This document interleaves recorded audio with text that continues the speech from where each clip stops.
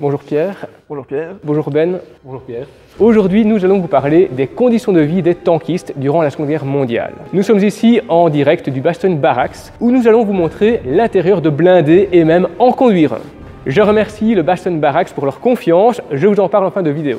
Nous sommes ici en présence du Sherman M4A1 76 mm. Pierre, est-ce que tu peux nous montrer les commandes, nous montrer l'intérieur du char, comment ça fonctionne? Oui, bien sûr. Donc nous allons ici maintenant rentrer dans le véhicule pour voir un petit peu les différentes commandes. Ok, ça va, super, allons-y. Voilà, donc ici je suis à la place du canonnier, donc celui qui sert l'armement principal du char. Donc en tant que canonnier, j'ai sous ma responsabilité d'une part le canon de 76 mm qui est ici à ma gauche, ainsi que la mitrailleuse coaxiale qui se trouve à côté. Quand le canon tire, il recule. Et pour éviter que je sois blessé par le recul du canon, j'ai cette plaque, cette cage qui me protège. À la gauche du canon se trouve un chargeur. Par exemple, quand le commandant, toi ici en l'occurrence, voit un char, il demande au chargeur de prendre un obus. Où se trouvent les obus? Dans le plancher ici, en dessous. Donc il y a différents types d'obus, il y a des obus fumigènes, il y a des obus explosifs, mais également des obus anti-char. Donc le chargeur qui est à côté de moi est en fait quelqu'un de très important. Pourquoi? Parce qu'il doit choisir le bon obus dans un laps de temps très court. Une fois que l'obus est introduit dans le canon, en tant que canonnier, donc, je vais acquérir la cible. Pour cela, j'ai différents organes de vue. Donc j'ai tout d'abord un épiscope général là qui me permet d'avoir une vue relativement réduite du champ de bataille, mais une bonne vue assez large. Et un petit bandeau en cuir pour éviter de me blesser.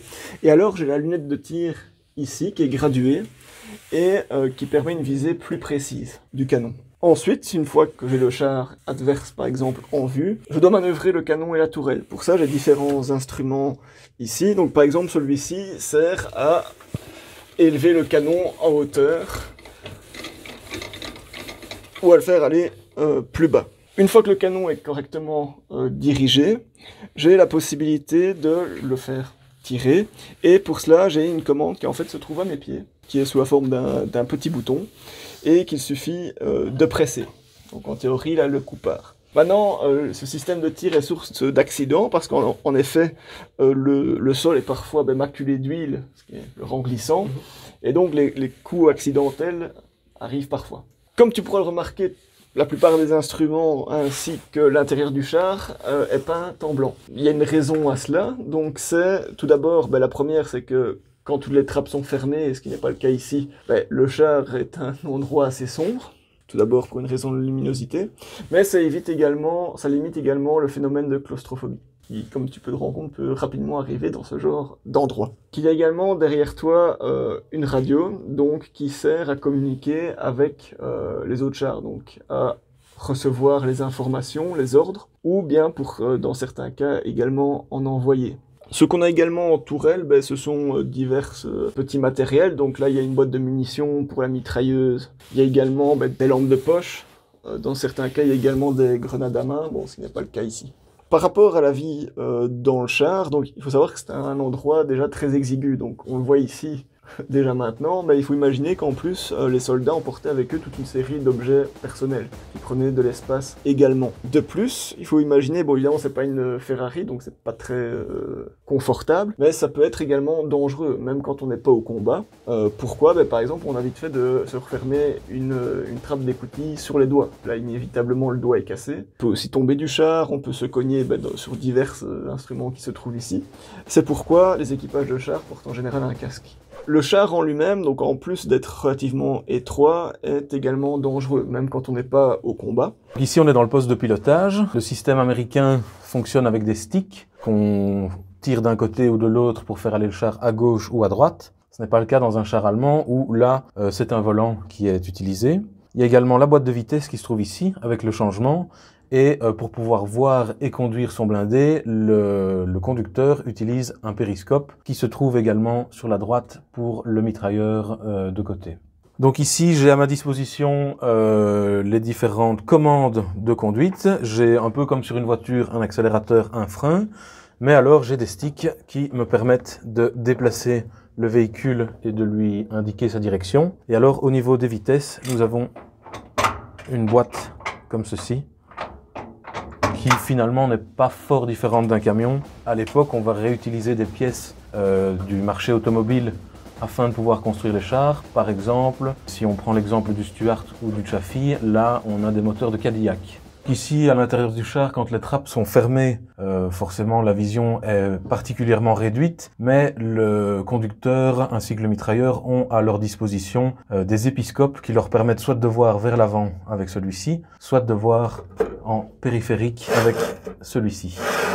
À côté du conducteur se trouve un autre mitrailleur qui, lui, doit défendre le char sur de l'infanterie qui pourrait arriver par l'avant. On peut observer le tableau de bord du véhicule avec toutes les commandes qui permettent de le démarrer. Et alors, on peut surveiller tous les paramètres du véhicule, donc un ampèremètre qui voit la charge. On peut contrôler la pression d'huile grâce à certains témoins. On a les différents tours minutes pour le moteur afin de bien vérifier qu'il n'y ait pas un problème au niveau mécanique.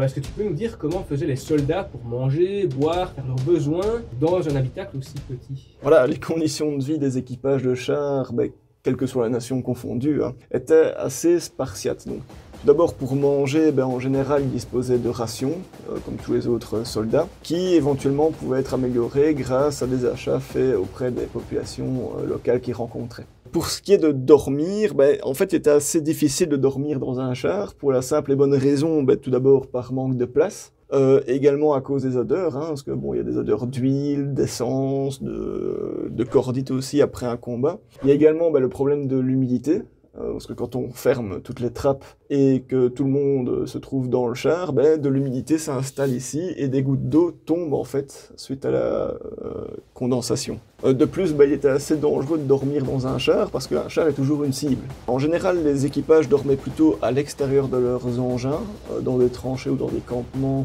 qu'ils aménageaient à proximité.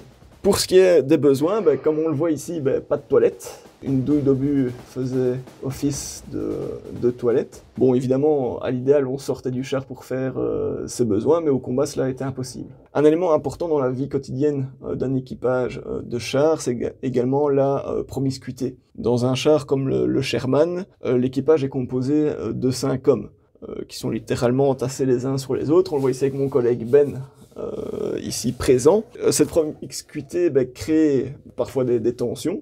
Ce sont des personnes qui à la base ne se connaissent pas, qu'on met ensemble dans un engin. Mais d'autre part, il y a également une certaine solidarité qui naît entre les membres d'équipage, parce que chacun confie un petit peu sa vie à l'autre. C'est la raison pour laquelle d'ailleurs chaque membre d'équipage connaît au moins de manière approximative le travail de l'autre, pour pouvoir le remplacer en cas de blessure ou de décès au combat.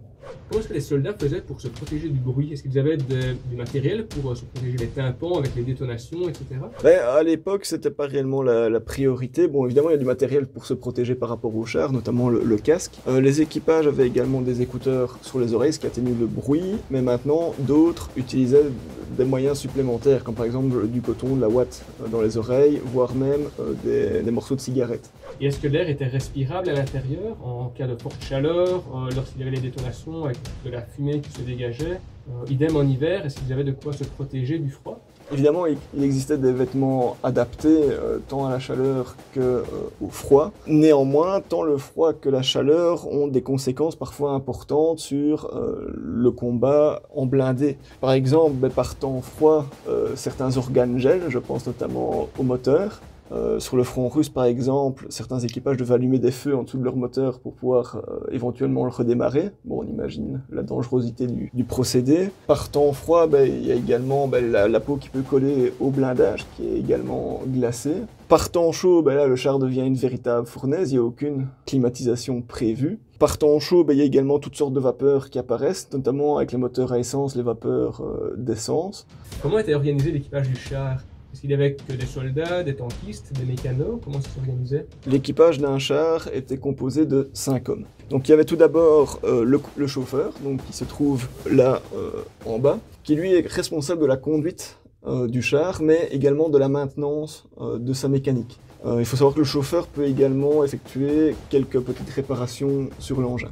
À côté du chauffeur, ici à sa droite, se trouve un radiomitrailleur. C'est le personnage du char qui, entre guillemets, a le moins de tâches, étant donné qu'il doit juste entre guillemets, actionner la mitrailleuse qui est de son côté et assurer certaines transmissions radio. Dans les véhicules allemands, ici ce n'est pas le cas dans le véhicule américain. Vu qu'il a moins de tâches que les autres, en général il sert à aider les autres membres d'équipage, notamment pour les opérations de maintenance, de ravitaillement en essence ou en munitions.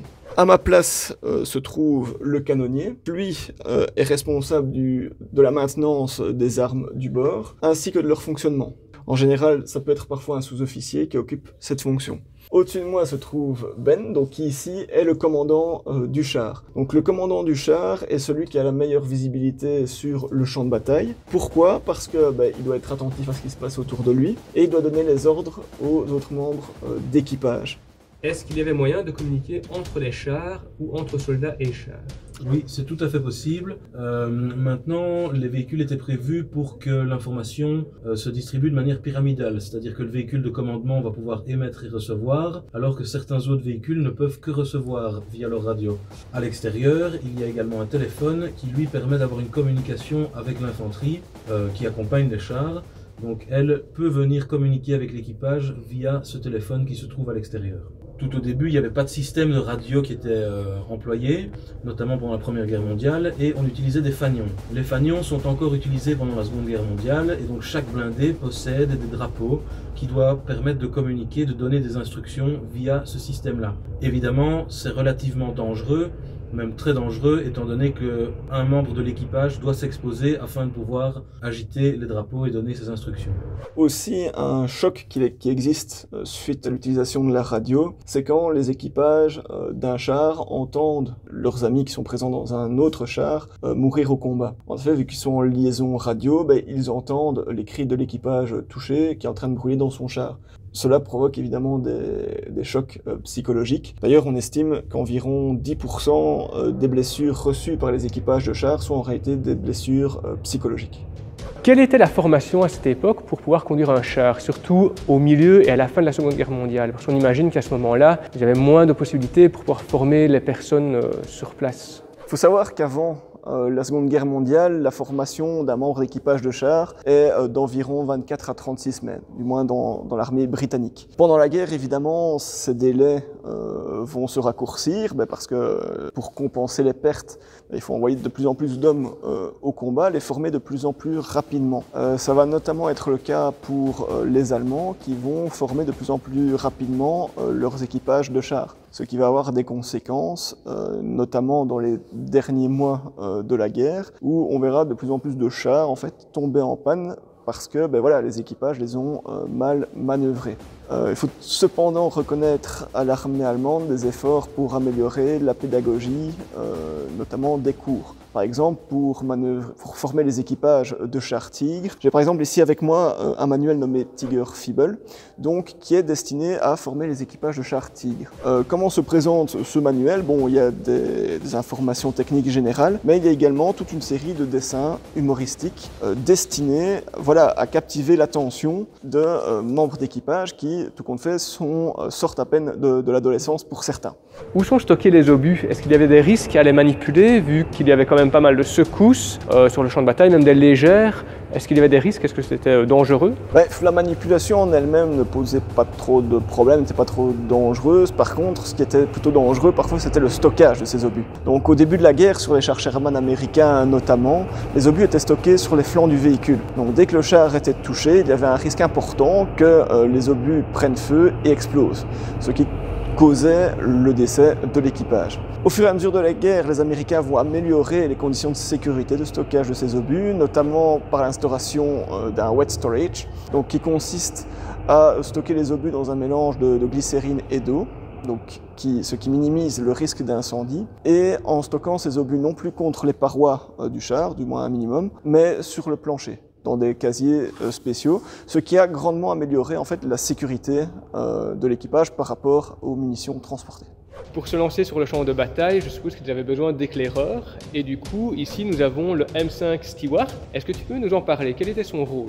Le Stewart était un char léger, donc qui était destiné à la reconnaissance, donc c'est-à-dire découvrir où se trouve l'adversaire, estimer au maximum quelles sont ses forces. Il avait également pour fonction d'éventuellement de couvrir les flancs des formations blindées pour éviter des attaques surprises de l'adversaire. Contrairement aux chars moyens ou aux chars lourds, c'est un engin qui est léger, donc qui est assez peu protégé, mais qui par contre est assez mobile, donc qui peut rompre facilement le combat, parce que ce n'est pas sa fonction principale. D'ailleurs, son armement, ici un canon de 37 mm, est trop léger que pour véritablement mener des combats anti-chars. S'ils partaient en éclaireur, est-ce qu'ils avaient justement des technologies avec eux pour pouvoir déceler les pièges des ennemis ou bien même repérer les mines? Alors non, ce char n'avait strictement aucune technologie pour justement découvrir des éventuels pièges, comme tu dis, des mines ou etc. En fait, son principal atout était la présence d'esprit de son équipage qui devait repérer le plus rapidement possible ce genre d'obstacles, de pièges. Et son second atout principal, c'est sa vitesse qui lui permettait de se sauver en cas de problème. Mais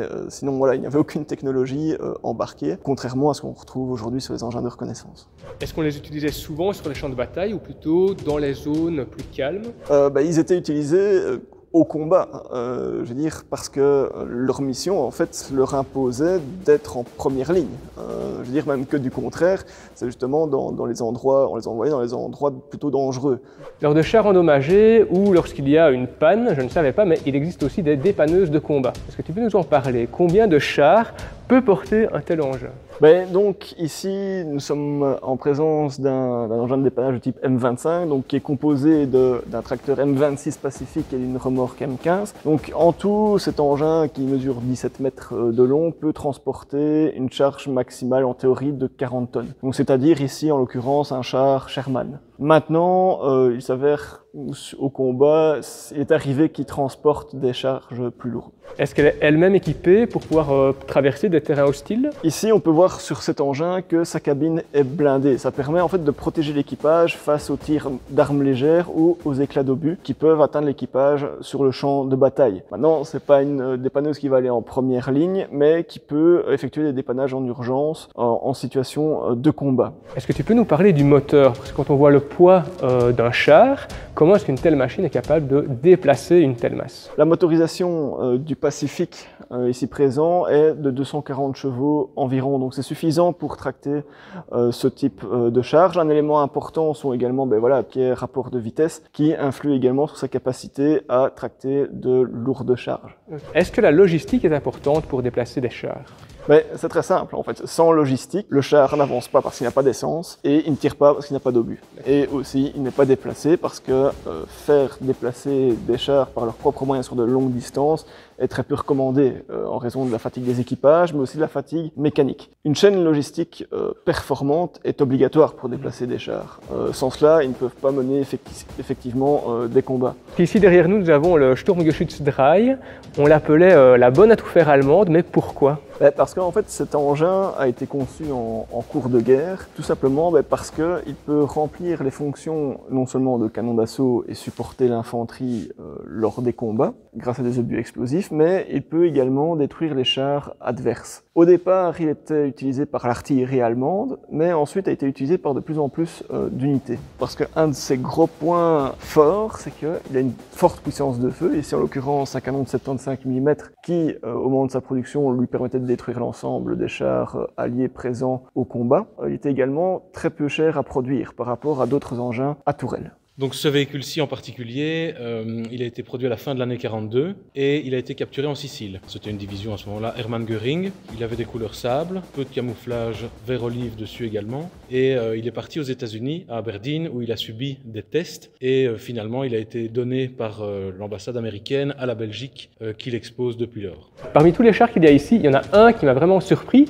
C'est le Sherman Firefly pour son moteur multibanque. Est-ce que tu peux nous en parler? Ici, nous sommes effectivement en présence d'un Sherman Firefly, donc qui a deux grandes particularités. La première, c'est son moteur multibanc. C'est un moteur mis au point par Chrysler au début de la guerre, qui en fait est composé de 5 autres moteurs. Donc au total, c'est un moteur de 30 cylindres, ce qui est assez particulier en soi. Selon Chrysler, même avec 12 cylindres hors d'état, le moteur peut continuer à fonctionner. Donc c'est un moteur déjà assez particulier. La deuxième particularité du Sherman Firefly, c'est son canon de 17 livres.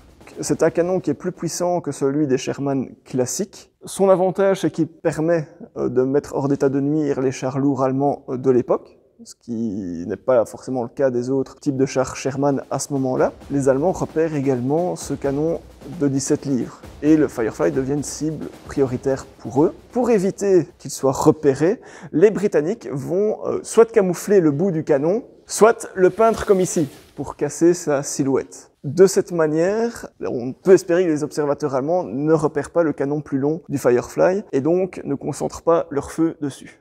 À la fin de la Deuxième Guerre mondiale, les Soviétiques mettent en place une nouvelle technologie de char qui est l'IS-3. Est-ce que tu peux nous en parler? Effectivement, à la fin de la guerre, donc, les Russes vont mettre au point, afin de lutter contre les chars lourds allemands, une nouvelle génération de blindés, dont fait partie l'IS-3 derrière moi. Quelles sont les caractéristiques de cet engin? Donc, tout d'abord, c'est son nez de brochet en biseau, qui est destiné à stopper les obus allemands, y compris ceux tirés par les chars lourds Tigre notamment. Au-delà de cette forme, de cette protection particulièrement bien étudiée, les soviétiques reprennent également des recettes qui ont fait miracle jusqu'à présent, donc notamment des chenilles larges qui permettent à l'engin de se mouvoir aisément dans la boue, ainsi qu'un armement assez puissant. Ici, un canon de 122 mm qui est alors capable de détruire en fait n'importe quel véhicule blindé allemand de l'époque. Enfin, une autre caractéristique des engins soviétiques de l'époque est la motorisation diesel qui est également présente sur l'IS-3. Pourquoi une motorisation diesel? Tout simplement parce que déjà les moteurs diesel sont de manière générale plus fiables et surtout ça limite la consommation du véhicule. De manière générale, les véhicules soviétiques auront une consommation moindre que les véhicules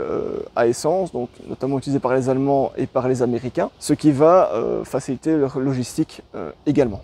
Maintenant, nous allons tester le char. Mais avant, je vous invite à vous abonner si cette vidéo vous plaît, à mettre un like et à me dire en commentaire lequel de ces véhicules vous a le plus impressionné. Et aussi à me dire si la vie des tankistes était telle que vous l'imaginiez. Je remercie tous mes contributeurs qui participent directement au financement de la chaîne, que ce soit à travers Tipeee, via le petit merci en dessous de la vidéo, dans le cœur avec le dollar dedans, ou qui ont rejoint la chaîne récemment. Il y a pas mal de contreparties exclusives, je vous invite à aller voir dedans directement, vous verrez, c'est vraiment sympa.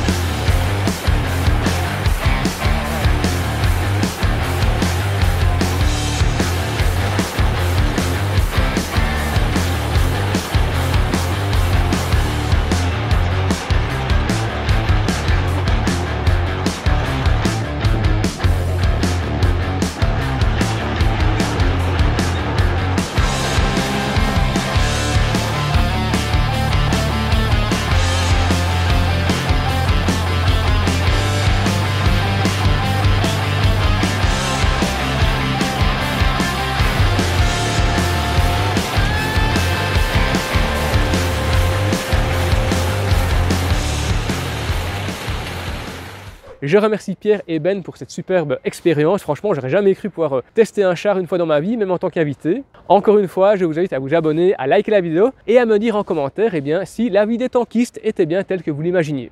Je remercie le War Heritage Institute de m'avoir permis de vous présenter l'envers du décor. Nous sommes ici au Bastion Barracks, l'un des 6 sites du War Heritage Institute. Cela veut dire qu'il existe 5 autres sites à découvrir, comme le Musée Royal de l'Armée et d'Histoire Militaire, le Mémorial National du Fort de Brendonck, ou encore le bunker du commandant Kemmel, pour ne citer que. Nous avons parcouru les chars, mais il existe encore plein d'autres blindés à découvrir, des pièces d'artillerie et des pièces propres à la Seconde Guerre mondiale. Je vous mets tous les liens utiles en description, allez les checker et n'hésitez pas à les suivre sur les réseaux sociaux si le sujet vous intéresse. Quant à moi, je vous laisse avec un autre épisode juste là. Bonjour, je vais t'appeler Pierre. Parce que ça fait Pierre.